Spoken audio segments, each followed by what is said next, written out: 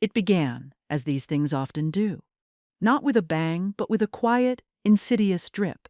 The sound of a single drop of hydraulic fluid hitting a meticulously clean hangar floor. A sound I knew better than my own heartbeat. That single viscous tear catching the cold fluorescent light was the sound of a promise being broken. A promise I had staked my entire career on. My name is Captain Amelia Rostova. For 12 years, I was the chief flight instructor and safety officer for Horizon Air, a small regional airline that felt more like a family than a corporation. I trained every pilot who sat in our cockpits. I wrote the manuals they studied. My signature was the final word on whether a plane was fit to cleave the sky or sit on the ground. Until it wasn't. If you've ever felt like your work, your very identity, was being erased one spreadsheet at a time, then you know the quiet dread that had been building in my chest for 6 months. This story is for you. It's for anyone who has ever been told their principles were inconvenient, their standards too high. So stick around, and maybe, just maybe, it'll help to know you're not screaming into the void. The end came in the stark, echoing space of Hangar 3. The smell of jet fuel and ozone, once a comfort, now felt like a warning. NEN 734 Alpha, one of our older Dash 8s, stood before us. Silas Croft, the new CEO from the private equity firm that had bought us out, stood beside me, his expensive suit a jarring slash of black against the workaday gray of the concrete. He held a digital tablet, but he wasn't looking at it. He was looking at me, his smile as thin and sharp as a razor blade. He said, "Just sign it, Amelia. We need it on the Chicago run by 4. I didn't look at him. My eyes were fixed on the telltale shimmer of fluid on the strut of the portside landing gear. It was the same leak I had grounded the plane for 3 days prior. The same leak the maintenance log claimed had been fixed. But the floor told a different story. "I can't do that, Silas. The repair hasn't held. She's not airworthy." His smile didn't falter, but it lost all its warmth, a light switching off behind his eyes. He lowered his voice, a practiced, condescending purr that made the fine hairs on my arms stand up. He said, "Our mechanics disagree. They say it's residual. You're being overly cautious. It's a costly habit." I finally turned to face him. I kept my voice level, the same calm instructional tone I used in the simulator when an engine was on fire. I said, "Caution is what separates a flight from a statistic, Silas. My signature on that log means I am personally guaranteeing the safety of every soul on that plane. I will not guarantee a lie." He stared at me for a long moment, the silence broken only by the distant whine of a turbine engine testing on the far side of the airfield. The air grew thick with unspoken things. He was a man who saw the world as a series of assets and liabilities. To him, NEN 734 Alpha wasn't a vessel of trust. It was a number on a balance sheet. That hydraulic leak was an inconvenience. My principles were an obstruction. I was a liability. Then he finally said it, his voice stripped of all pretense. It was flat, cold, and final. He said, "Then your services are no longer required, Captain Rostova. We'll find a safety officer with a more team-oriented perspective. Security will escort you from the premises." And that was it. 12 years, thousands of flight hours, hundreds of pilots who called me their mentor. All of it erased in a single sentence, in a cold hangar, over a single drop of leaking fluid. He turned and walked away, already tapping at his phone, a god moving pieces on a board where I was no longer a player. He forgot one thing. He thought he was firing an employee. He didn't realize he was firing the foundation. What Silas Croft, in his infinite cost-cutting wisdom, had forgotten was that my flight instruction and safety certifications, the very documents that legally allowed his entire pilot training program to exist, weren't the company's property. They were mine. My name, my license, my liability. And I had just informed the Federal Aviation Administration that Horizon Air, effective immediately, no longer had a certified safety officer or a training center evaluator on staff. He hadn't just fired me. He had grounded his own airline. He just didn't know it yet. The walk from the hangar to my office was the longest of my life. 2 security guards, men I'd known for years, flanked me. They wouldn't meet my eyes. Their discomfort was a bitter sort of validation. They knew, Everyone in the operational side of the business knew what Croft was doing. They knew the corners being cut, the maintenance checks being deferred, the slow, creeping rot that had set in the moment Croft Capital took over. They were just trying to keep their jobs. I had just lost mine for trying to do mine. My office was a small, glass-walled box overlooking the training simulators.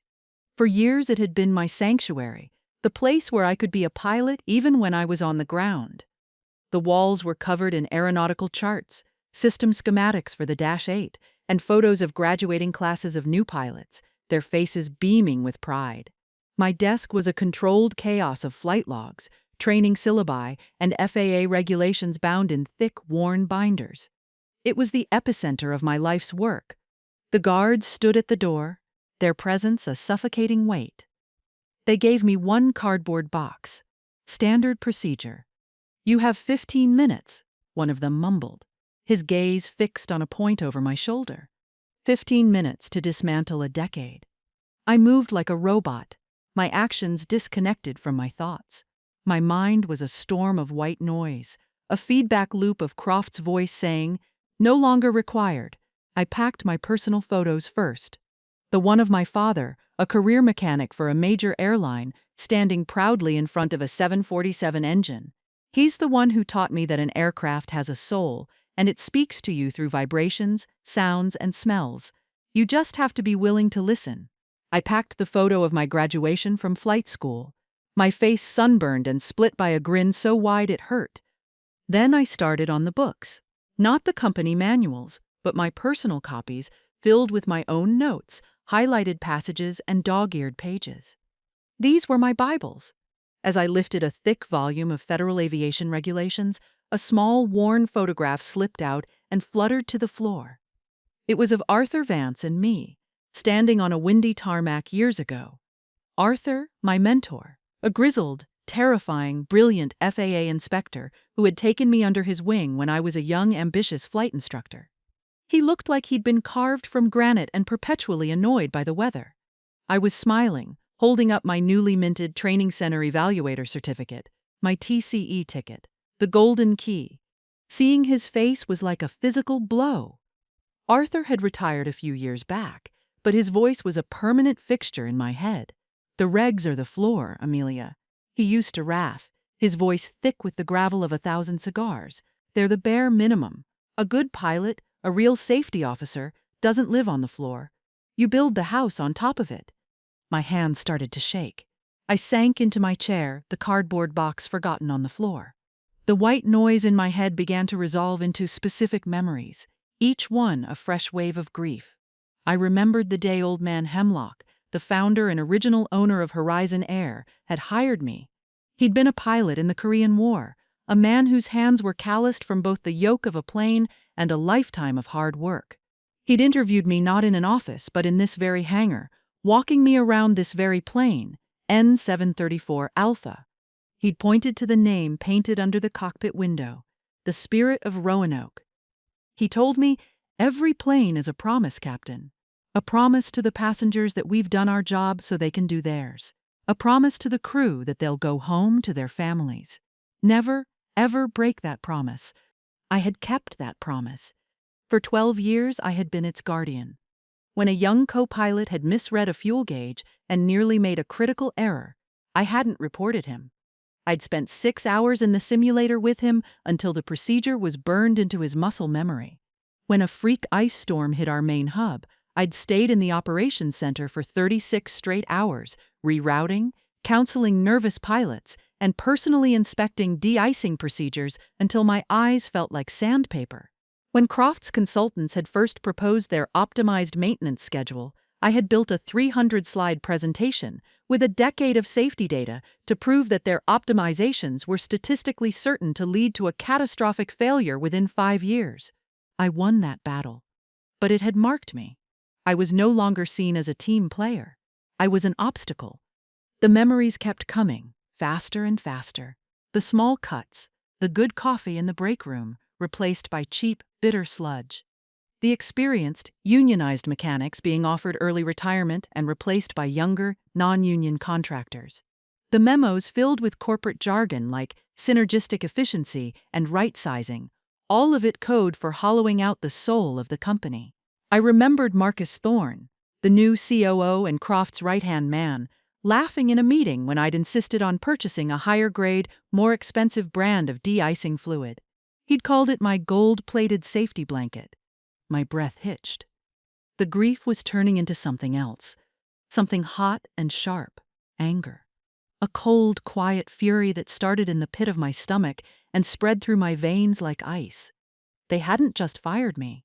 They had insulted me. They had taken my life's work, the legacy of a good man like Hemlock, the safety of my pilots and their passengers, and they had mocked it. They had weighed it against the price of a hydraulic seal and found it wanting. The security guard cleared his throat. 5 minutes, Captain. The word captain felt like a cruel joke. I stood up, my movements now precise. I left the half-packed box on the floor. I took only 3 things: the photo of my father, the photo of Arthur and me, and my logbook, a thick leather-bound volume that contained the legal record of every hour I had ever spent in the air. My history, my proof. As I walked out, I passed the open door of the main simulator bay. A young pilot, Ben Carter, was inside, running a pre-flight sequence. He was one of mine. I'd personally coached him through his check ride just 6 months ago. He was sharp, dedicated, but he was still green. He saw me, and his face fell. The confusion, the fear, the question in his eyes was more painful than Croft's dismissal. He knew what my absence meant.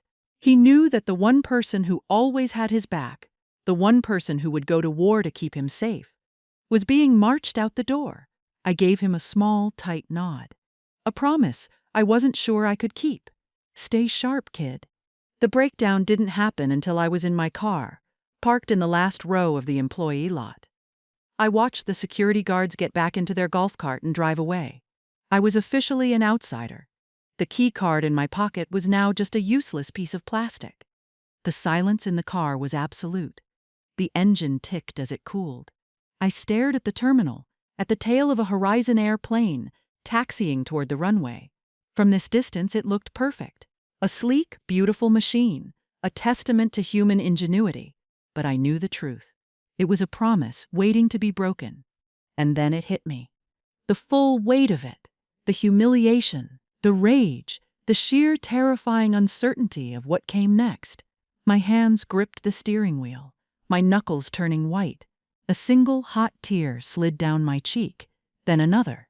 Soon I was sobbing, not loud, theatrical sobs, but the silent, gut-wrenching kind that feel like they're tearing you apart from the inside. It was the death of a dozen years of my life. It was the death of my belief that doing the right thing was enough. In Silas Croft's world, it wasn't. In his world, I was nothing. I don't know how long I sat there, lost in that gray fog of despair. 10 minutes, an hour. The sun began to dip below the horizon, painting the sky in fiery shades of orange and red, the colors of a warning. My phone buzzed in my purse, a harsh, intrusive sound. I ignored it. It buzzed again, and again. Finally, annoyed, I fumbled for it, expecting it to be a call from HR about my final paycheck. It was a text from Ben, the young pilot I'd seen in the simulator. Captain, on the ramp for the Chicago run. It's 7:34 Alpha. Maintenance log has a new signature. Some guy I've never seen. They're pushing us to board. Something feels wrong. Reading that message was like a defibrillator to the soul. My grief, my self-pity, it all vanished, burned away by a surge of pure protective adrenaline. Ben was scared. He was on that plane, the plane I had refused to sign off on. The plane that was now being flown under a signature of convenience. My signature, the one that meant something, had been replaced by a rubber stamp. My hands stopped shaking. My vision cleared. The cold, quiet fury returned. But this time it was different. It wasn't just anger. It was resolve. A resolve as hard and clear as diamond. Croft and his cronies had made a critical error. They thought the battle was about my job, my salary, my feelings. They were wrong. The battle was about Ben. It was about every other pilot I had ever trained. It was about every passenger who buckled their seatbelt. blissfully unaware of the war being fought between profit and principle in the maintenance logs. It wasn't about revenge. I have to be clear about that. Revenge is an emotional, messy thing. This was not emotional. This was a tactical recalibration. It was about enforcing the rules they had chosen to ignore, the rules I knew better than they did. I scrolled through my contacts, my thumb hovering over a name I hadn't called in years. Arthur Vance. My fingers trembled slightly as I pressed the call button. He answered on the second ring, his voice the same familiar, gravelly rasp. He didn't say hello. He just said, "Took you long enough to call, Amelia." I heard what happened. The plan began to form, not in the sterile language of a legal brief or a corporate memo, but in the quiet, focused energy of my small apartment that night. The air was thick with the smell of old books and brewing coffee. The city lights twinkled outside my window, a galaxy of distant, oblivious lives. For them, it was just another Tuesday. For me, it was day one of a quiet war. My apartment, usually a haven of calm, was now a command center. Spread across my dining room table were the weapons I would use: my original, hard-copy FAA certificates, my personal logbooks, and a laptop open to the dense labyrinthine text of the Federal Aviation Regulations, Title 14 of the Code of Federal Regulations. To Silas Croft, this was gibberish. To me, it was a constitution. My conversation with Arthur had been short, brutal, and clarifying. He'd listened without interruption as I recounted the scene in the hangar, his silence a heavy, absorbent thing. When I finished, a long pause stretched across the line. I could almost hear the slow burn of his cigar. "Finally," he said, "so the bean counters finally did it. They put a price tag on a soul and decided it was a bargain. What's your play, Captain?" I told him about Ben's text, about N734 Alpha, taking off for Chicago under a fraudulent sign-off. I could feel his anger radiating through the phone. He asked, "You still have your paperwork? The TCE and DIR certs? The original signed copies?" "Of course, Arthur. You taught me to always keep my own records." "Good girl," he grunted. "Because those papers aren't just your resume, Amelia. They're the load-bearing walls of their entire training operation. Croft thinks he just knocked out a decorative pillar. He has no idea he just took a sledgehammer to his own foundation." This was the core of my secret plan, the leverage I had been cultivating without even realizing it. It was a subplot to my career that had just become the main story. When I was promoted to Chief Flight Instructor, Horizon Air, under Old Man Hemlock's guidance, had sponsored me to attain two very specific, very powerful FAA certifications. The first was the Designated Airworthiness Representative, or DIR. A DIR is a private individual appointed by the FAA to act on their behalf, inspecting and certifying aircraft. I held a limited certificate, specifically for our fleet, which allowed me to issue airworthiness certificates after major repairs, something that saved the airline a fortune in FAA fees and time. It was a position of immense trust. The second, and far more critical, was the Training Center Evaluator, or TCE. A Part 142 flight training center, which is what Horizon Air's training division was, is legally required to have an FAA-approved TCE on staff to oversee and validate its curriculum, instructors, and simulators. The TCE is the gatekeeper. They are the one who signs off on the program itself, ensuring it meets the FAA's exacting standards. Without a TCE, a training center's certificate is invalid. And here was the beautiful, fatal flaw in Croft's thinking. These certifications were issued to me, Amelia Rostova. My name was on the certificate. They were tied to my qualifications, my experience, my reputation. The company could not transfer them, they could not delegate them, and they could not operate their training program legally without them. Firing me wasn't just an HR matter, it was a regulatory event. Arthur's voice on the phone was low and conspiratorial, a general outlining a campaign. He said, "They'll have a 30-day grace period, maybe 60 if their FSDO is asleep at the wheel, to notify the FAA of a change in key personnel. They're banking on that. They think they can hire some other TCE before the clock runs out. They think you're just another pilot they can replace." This is where we prove them wrong. Here Arthur was guiding me through one of those gray areas of the regulations, a space where procedure meets reality. Officially, the rulebook says they must notify the FAA immediately. But in practice, with overworked field offices, immediately often gets stretched. It was a plausible inaccuracy in the system that we could exploit.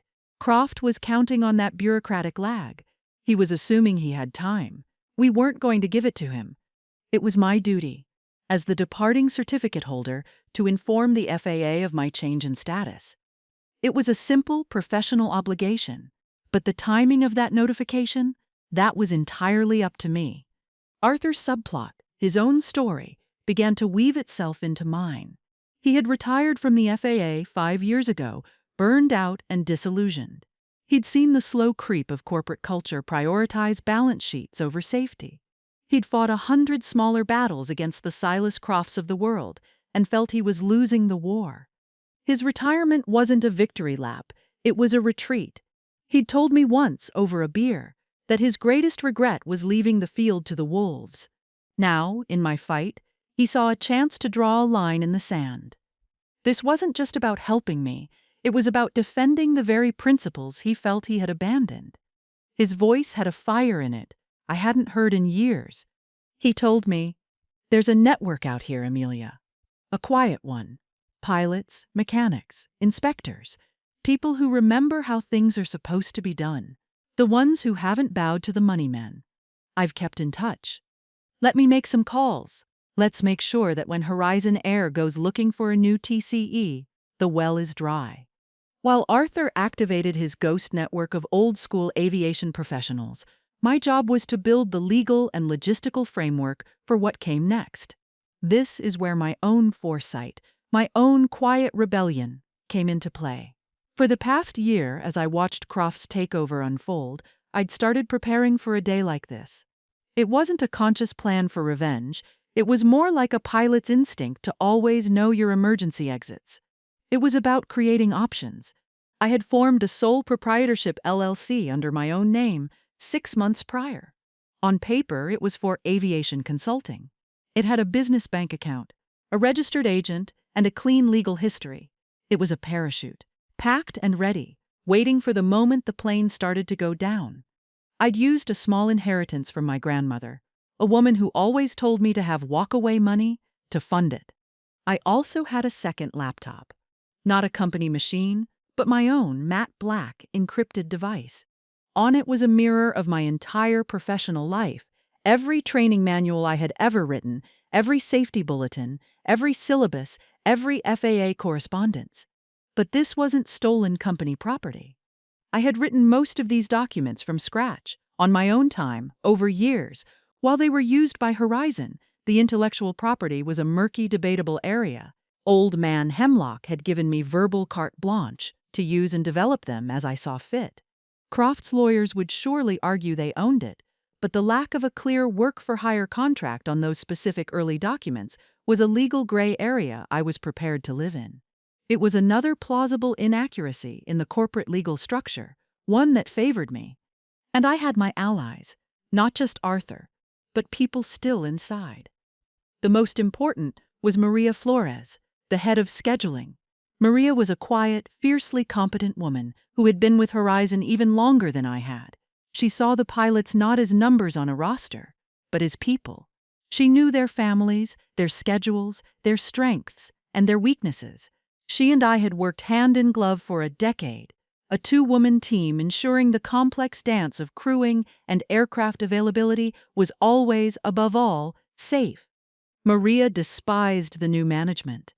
She saw their incompetence as a direct threat to her pilots. Her loyalty was not to the brand, but to the people.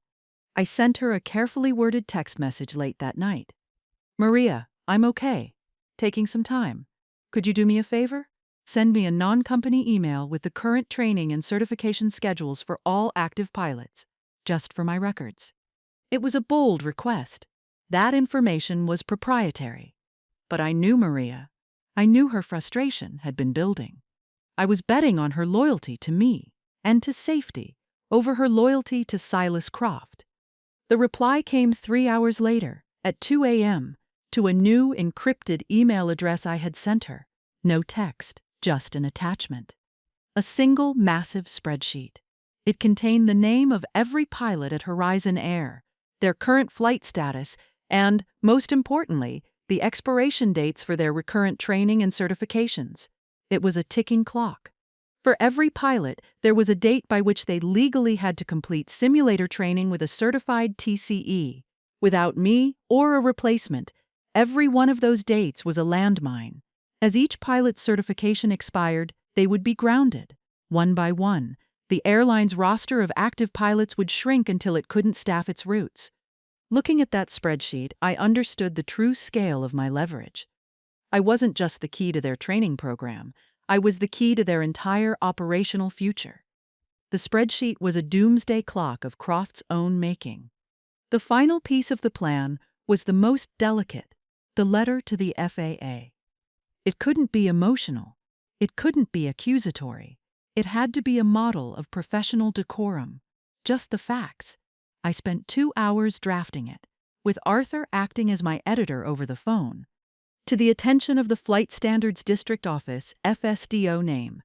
This letter serves as formal notification, in accordance with 14 CFR Paragraph 142.11d, that as of October 26, my employment with Horizon Air Certificate Ton HZA 142B has been terminated. Consequently, I will no longer be serving in the capacity of the FAA-approved Training Center Evaluator, TCE, or Designated Airworthiness Representative, DAR, for this certificate holder. Please update your records accordingly. Sincerely, Captain Amelia Rostova. TCE certificate. My number. DARA designation to Orncas. My number. It was perfect, dry, professional, undeniable. It was a stiletto knife wrapped in bureaucratic beige. It didn't scream revenge. It whispered compliance. At 4:15 a.m., with a fresh cup of coffee in hand, I attached a scanned copy of my termination letter and the formal notification to an email addressed to the general inbox of the local FSDO. My finger hovered over the send button. This was the point of no return. This was the first shot in a war Croft didn't even know he was fighting. It was a move driven by a debatable emotional logic. Was this about protecting my pilots, or was it about my own wounded pride? Maybe it was both. Maybe it had to be. I thought of Ben, landing in Chicago, trusting in a system I knew was broken.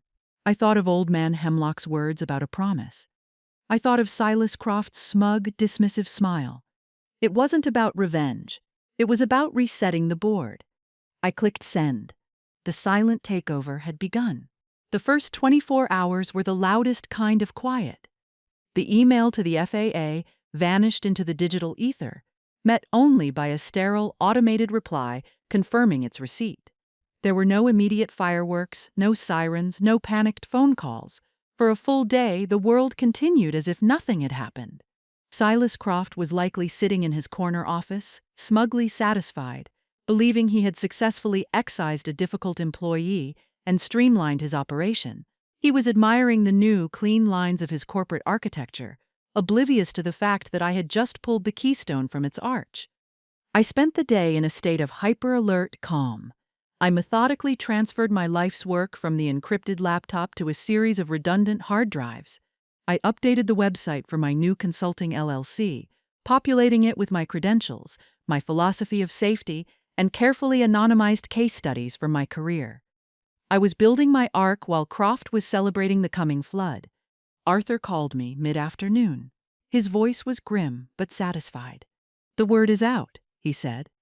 I spoke to 3 of the best freelance TCEs on the East Coast, told them the situation at Horizon, told them about the pressure to sign off on faulty equipment. None of them will touch it. One of them, a guy named Peterson, said Croft's office already called him. He quoted them a price so high they thought it was a typo. A small, cold smile touched my lips. Arthur's ghost network was working. He was salting the earth, ensuring that Croft's easy solution would be anything but. We weren't just removing a piece from the board, we were ensuring no other piece could take its place. Then, at 3 p.m. the next day, the first tremor hit. It came, as I knew it would, in the form of a text from my insider, Maria Flores. All hands-on-deck meeting for all senior management, pulled out of thin air. Croft and Thorne look like they've seen a ghost. What did you do, Emmy? I allowed myself a moment to savor it. The image of Silas Croft, his tailored suit suddenly feeling too tight, his confident smirk replaced by a mask of dawning horror. The ghost he'd seen wasn't supernatural. It was the ghost of consequences. It was the specter of a bureaucracy he didn't understand, one that moves slowly but grinds exceedingly fine. I typed back a simple reply. I just followed the regulations, Maria. Keep me posted. What had happened, as Arthur and I had predicted, was simple. My email had landed in the FSDO's inbox. Some diligent, underpaid FAA administrator had processed it, following their checklist. They saw the notification of a key personnel change for a Part 142 certificate holder. They cross-referenced it.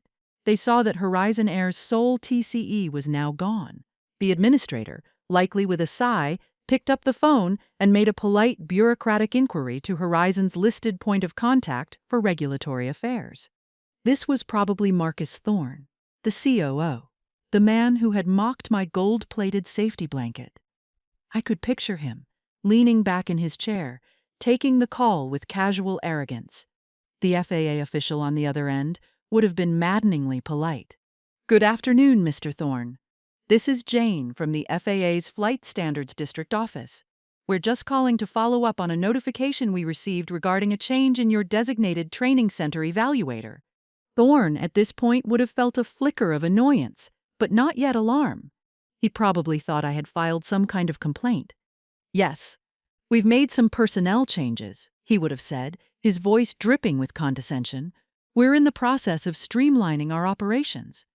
"Of course, sir," the voice from the FAA would continue, placid and unmovable. "We'll need the name and certificate number of your new TCE for our records, just to ensure there's no lapse in your Part 142 certificate's validity." And there it was, the moment the blood would have drained from Thorne's face.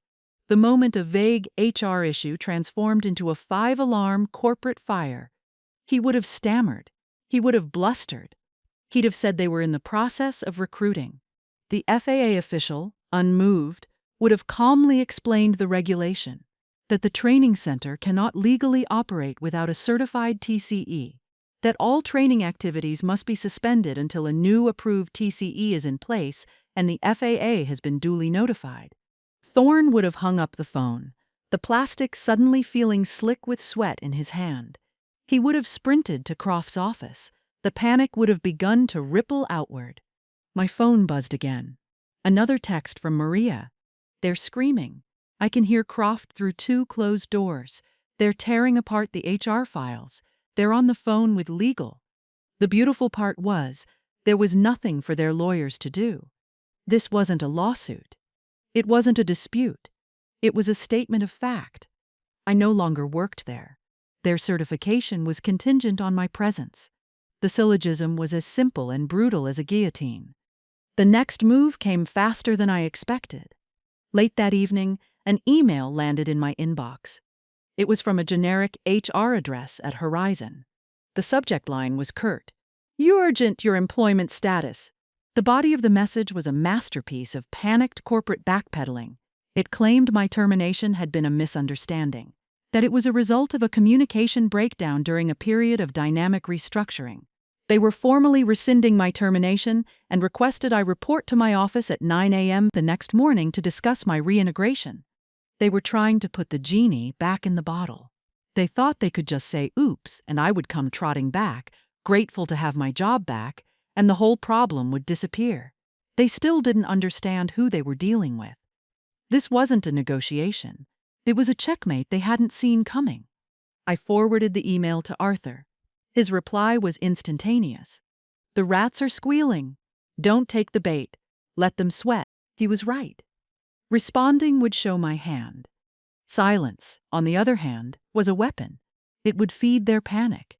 It would let the consequences of their actions continue to marinate in the quiet, air-conditioned dread of their executive suite. So I did nothing. I didn't reply. I went to the gym. I made dinner. I watched a movie. And all the while I imagined the chaos I was letting unfold. I pictured them gathered in their war room, a collection of the most powerful people in the company, utterly powerless. They were staring at a problem that couldn't be solved with money or threats or corporate spin. It could only be solved by a person they had dismissed and humiliated. The following morning, Maria texted me at 9:05 a.m. "They're all waiting. Croft, Thorne, head of HR, your office door is open. They look like they're waiting for a bomb to go off." At 9:30 a.m., Thorne just stormed out of your office. He's on the phone, pacing, yelling about unprofessionalism. The irony is thick enough to choke on. At 10 a.m., Croft just called a full pilot meeting for this afternoon. Mandatory attendance. This was their next move. They were going to try to control the narrative. They would likely tell the pilots that I had quit unexpectedly, that I had abandoned them, and that they were working on a solution. They would try to paint me as the villain. It was a predictable, clumsy tactic. But Arthur and I had anticipated this. His network had not been idle. The old-school pilots and mechanics he'd been speaking to were influential voices in the community. They were the ones the younger pilots looked up to. The seeds of the real story were already being planted in online forums, in private text chains, and in quiet conversations in crew lounges across the country. The story of a company putting profits ahead of safety. The story of the unairworthy plane. While Croft was preparing his speech, I was making my own, much quieter move. I went through the spreadsheet Maria had sent me. I identified the top 20 senior captains at Horizon, the check airmen, the instructors, the most respected voices in the cockpit. These were the pilots who had been there the longest, the ones who remembered the before times under Old Man Hemlock. They were the ones whose opinion mattered. I drafted a new email. It was as professional and factual as my letter to the FAA. Subject: an important update regarding my status. Dear Captains, as many of you may have heard, my employment with Horizon Air was terminated yesterday. I am writing to you directly to provide clarity and to preempt any misinformation. My dismissal was the direct result of my refusal to sign off on an aircraft that I deemed unairworthy, a decision I stand by without reservation. As a consequence of my departure, the FAA has been notified that the airline's Part 142 training center is currently without a certified TCE. I know this will have significant operational impacts, and I regret any disruption this causes you, my colleagues. My commitment to the safety of our crews and passengers has been, and always will be, my first priority. I wish you all the best and urge you to continue upholding the highest standards of safety and professionalism. Fly safe, Captain Amelia Rostova. I sent it not from my new business account, but from a private email address they would all recognize. I sent it to their private emails, not their company ones. It was a quiet, direct communication from a former colleague to her trusted peers. It was the truth, delivered without varnish. I sent the email at 11 a.m., just a few hours before Croft's mandatory meeting. I had just deployed an entire squadron of truth bombs right into the heart of his territory. He was about to walk into a room where his audience was already armed with the facts. The silent takeover was about to get a little bit louder. The fallout from my email to the senior captains was swift and devastating. It was like dropping a chemical accelerant onto a smoldering fire. Croft walked into that mandatory pilot meeting expecting to control a narrative, to paint a picture of a disgruntled employee who had left them in the lurch. Instead, he walked into an ambush of cold, professional fury. Maria gave me the play-by-play in a series of rapid-fire texts. She was in the room, standing at the back, a silent observer of the implosion. He's at the podium, starting with corporate platitudes. Period of transition, exciting new chapter. No one is buying it. Captain Evans just stood up. Oh God, he's holding up his phone. He's reading your email out loud to the entire room. Captain Dave Evans was a legend. A 25-year veteran, the chief check airman, a man whose quiet authority was absolute. If Evans spoke, everyone listened. His public reading of my email was a declaration of war. He was choosing a side, and he was bringing the entire pilot corps with him. The room is dead silent. Croft is just standing there. His face is pale. Thorne is trying to interrupt, talking about internal matters. Evans just waved him into silence. Evans just asked one question. Silas, what was wrong with N734 Alpha? That was it, the kill shot. A simple, direct question based on a fact Croft could not spin, deny, or bury in corporate doublespeak. The entire room, 100 pilots, was staring at him, waiting for an answer he didn't have. According to Maria, the meeting disintegrated from there. It became an open forum of grievances. Pilots who had been silent for months, bottling up their concerns, suddenly found their voice. They asked about the new, inexperienced mechanics. They asked about the deferred maintenance cycles. They asked about the pressure to make faster turnarounds. It was a full-blown mutiny, led not by angry shouts, but by the calm, pointed questions of professionals who knew their lives depended on the answers. The power shift was palpable. It had moved from the executive suite to the hangar floor, to the cockpits, to the crew lounges. Croft and Thorne had lost the room. More importantly, they had lost the trust of the one group of employees they absolutely could not operate without. While they were reeling from this internal rebellion, the external pressure was mounting. Arthur's work had been brutally effective. Horizon's HR department, now in a state of sheer panic, was calling every certified TCE they could find. They were met with polite refusals, astronomical price quotes, or, in some cases, audible laughter. The aviation community is small. Word travels fast. No one wanted to be the replacement for a safety officer fired for doing her job. No one wanted their name on the certificate of an airline that was developing a reputation for cutting corners. They were blacklisted. The true masterstroke, however, was yet to come. It was something I had set in motion through my new consulting firm. As I mentioned, I had accepted a role with a consortium of aviation insurance underwriters. My new job was to audit regional airlines for safety compliance and risk assessment. Insurance companies have immense power over airlines. No insurance, no flight. It's that simple. My new boss, a sharp, no-nonsense woman named Eleanor Vance, no relation to Arthur, a cosmic irony that wasn't lost on me, had been watching the situation at Horizon with great interest. She had hired me precisely because of my reputation for uncompromising standards. When I laid out the facts of my dismissal, she didn't see a disgruntled employee. She saw a canary in a coal mine. 2 days after the disastrous pilot meeting, Eleanor, on behalf of the consortium, sent a formal letter to Silas Croft. It was a request for a full, unscheduled safety and compliance audit to be conducted within the next 10 business days. The letter specifically cited recent changes in key safety personnel and credible reports from operational staff regarding maintenance protocols. It also stated that the lead auditor for this review would be their newest consultant, Captain Amelia Rostova. The trap was now fully sprung. Croft was caught between two converging fronts. Internally, his pilots were in open revolt. Externally, his insurers were about to put his entire operation under a microscope, led by the very person he had fired for being too thorough. If he refused the audit, he risked having his insurance coverage suspended, which would ground his fleet instantly. If he accepted the audit, he was handing me the keys to his kingdom, giving me full, unfettered access to every maintenance log, every personnel file, every dirty little secret he had tried to sweep under the rug. This was when the desperate counterattack came. My phone rang, and the caller ID was Silas Croft's personal cell number. I let it ring, my heart a steady, slow drum. I let it go to voicemail. He called back immediately. I let it go to voicemail again. On the third try, I answered. But I said nothing. I just let the silence sit on the line. Finally, his voice came, strained and stripped of all its earlier arrogance. "Amelia, is that you?" "Yes, Silas."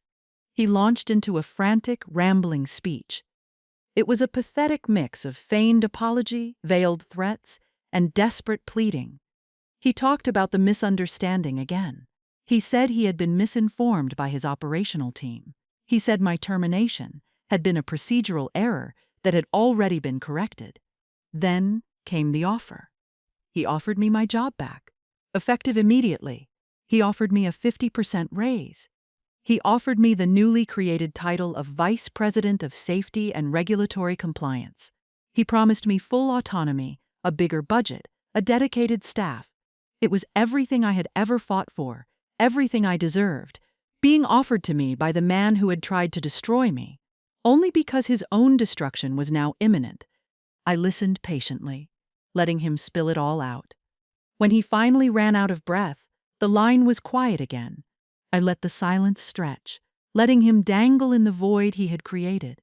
Then I asked a single, simple question. The same question Captain Evans had asked in the pilot meeting. "Have you fixed the hydraulic leak on N734 Alpha yet, Silas?" He didn't have an answer. There was just a choked, sputtering sound. "I don't think we have anything more to discuss," I said, and I hung up the phone. It wasn't a negotiation. It was a verdict. The power had not just shifted. It had been completely and utterly transferred. His desperate offers were the last gasps of a dying regime. The final confrontation was not what I expected. There were no raised voices, no dramatic showdowns. It was quiet, sterile, and utterly devastating for him. It happened a week later, in the bland, anonymous lobby of an airport hotel. His lawyers had requested a meeting with my new employer's legal team to discuss the terms of the upcoming audit. Eleanor insisted I be there. Silas Croft and Marcus Thorne sat on one side of a large glass table. They looked smaller than I remembered, diminished and exhausted. Their expensive suits were wrinkled, their faces etched with the sleepless anxiety of men who have lost control. On our side sat Eleanor, two of her company's fiercest lawyers, and me.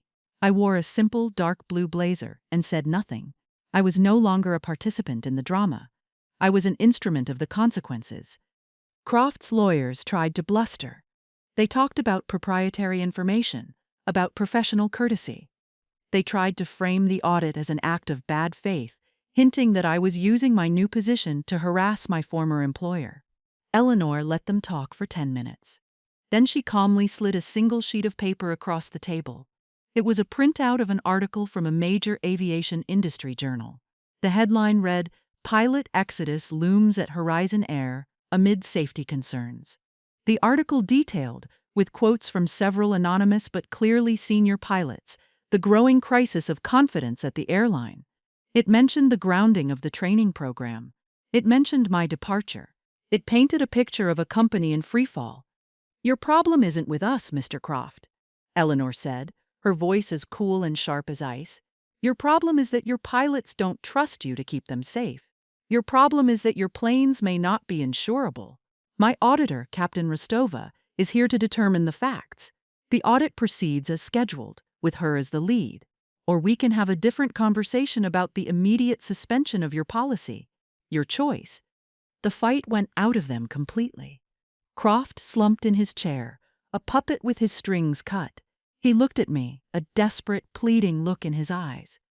It was the look of a man searching for a mercy he knew he didn't deserve. I met his gaze, and for the first time, I spoke. I kept my voice low and even. I said, "You told me that caution was a costly habit, Silas. You were right. You're about to find out just how costly a lack of it can be." And that was it. I stood up, gathered my things, and walked out of the room without looking back. There was no triumph in it, no joy, just a profound and quiet sense of an equation being balanced. It was never about revenge. It was about accountability. It was about the promise made to every soul who steps onto a plane. The news came 10 days later, not through a text from Maria, but in a press release picked up by the Wall Street Journal. Croft Capital had announced its full divestiture from Horizon Air, citing insurmountable operational challenges. The sale price was a fraction of what they had paid, a catastrophic loss for their fund. The press release also noted that Silas Croft and Marcus Thorne had stepped down to pursue other opportunities. They hadn't been fired, they had been erased. A footnote in a story of their own failed leadership. The airline was sold to a consortium of its own senior pilots, funded by a regional bank that saw the value in its roots and its people, if not its recent management. The first person the new ownership board called was me. They didn't offer me my old job. They offered me a position on the board of directors, with a mandate to rebuild the safety culture from the ground up. My new office isn't a glass box. It has a real window, one that looks out not at the simulators, but at the main runway. I spend most of my time in the hangars and the crew lounges now, talking to the mechanics and the pilots. Listening. We fixed the hydraulic leak on N734 Alpha. We recertified the entire fleet, grounding 3 more aircraft for major overhauls. We rehired the experienced mechanics Croft had forced into early retirement. We rebuilt the Promise. My partner in this is Captain Dave Evans, the man who read my email aloud. He's the new CEO. We work together, a team built on mutual respect and a shared, unshakable belief that safety isn't a department, it's the air we breathe. Arthur Vance came out of retirement to join my safety oversight committee. He walks the hangar floor with a new energy, his cigar smoke once again mingling with the smell of jet fuel. He says he's finally building the house on top of the regulations, not just defending the floor. Sometimes I think about Silas Croft. I wonder if he learned anything. I suspect he didn't. To men like him, it was never about right or wrong. It was about winning and losing. And in the end, he lost. He wasn't defeated by some brilliant, complex corporate maneuver. He was defeated by his own arrogance. He was defeated by a single drop of hydraulic fluid and a woman who refused to ignore it. He looked at my name on a piece of paper and saw a line item he could delete. He never understood that a signature is a promise. And some promises you break at your own peril. In the end, this whole saga wasn't really about getting even. I know it sounds like I'm trying to convince myself of that, but it's the truth. Revenge is a fire that consumes you. This was more like building a firewall. It was about ensuring that the people who put their trust in our wings were protected from the people who saw them only as profits. I have the email from HR, the one rescinding my termination, framed on my office wall. It's a reminder that my value isn't determined by a title or a salary or a corner office. My value is non-transferable. It's in my experience, my judgment, my integrity. It's in my name. And that's the real lesson here. The reason I wanted to tell you this story. Your worth, your real worth, isn't something a company can give you. It's something you bring with you. Your skills, your ethics, your reputation. Those are your assets. They are tied to you, not to your employer.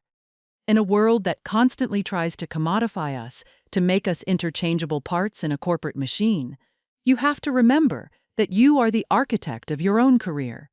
They can take your job, they can take your office, they can take your key card, but they can never take your name. And sometimes, your name is all the leverage you need. It's the one thing that can't be bought, sold, or outsourced. So protect it, honor it, and never ever sign it to a lie. If this story resonated with you, if you've ever felt undervalued or seen your principles treated as an inconvenience, let me know in the comments below. It helps to know we're not alone in these fights. Your stories matter. Our collective experience is how we learn, how we build our own resolve. Like this video if you believe in standing your ground, and subscribe for more stories about turning the tables. Because sometimes, the quietest person in the room is the one who is about to flip the entire board. Fly safe.